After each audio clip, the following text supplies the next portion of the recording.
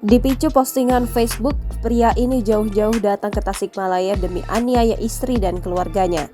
Seorang lelaki berinisial RPS 30 tahun tega menganiaya istrinya yang berinisial LR di Kecamatan Salopa, Kabupaten Tasikmalaya, Jawa Barat pada Sabtu 21 Oktober 2023 lalu sekitar pukul 18.00 waktu Indonesia Barat.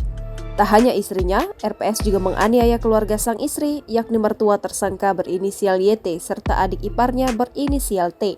Dari hasil keterangan tersangka RPS, tersangka merasa sakit hati dan dendam karena tersangka ini merasa tersindir membaca status Facebook istrinya, ungkap Kapolres Tasikmalaya AKBP Suhardi Heri Haryanto kepada Tribun Priangan pada Selasa 24 Oktober 2023.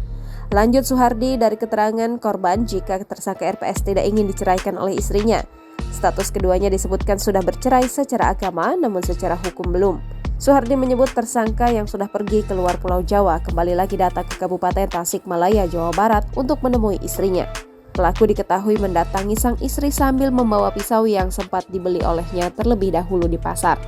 Kemudian, pada pukul 18.00 waktu Indonesia Barat, saat korban baru selesai melaksanakan sholat maghrib di kamarnya, pelaku menghujamkan pisau ke istrinya. Namun, korban sempat menangkis dengan tangan sehingga tangan korban mengalami luka robek. Korban lantas berteriak meminta tolong dan membuat adik korban yang masih di bawah umur menarik pakaian pelaku. Tak disangka, pelaku pun mengayunkan pisau tersebut ke arah adik korban T.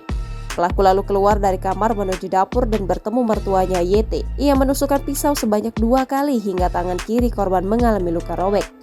Setelah melancarkan aksinya, pelaku segera melarikan diri menuju perbukitan di wilayah Kecamatan Salopa, Kabupaten Tasikmalaya, Jawa Barat. Saat ini, para korban masih dilakukan perawatan secara intensif di rumah sakit akibat terkena pisau yang dibawa oleh pelaku.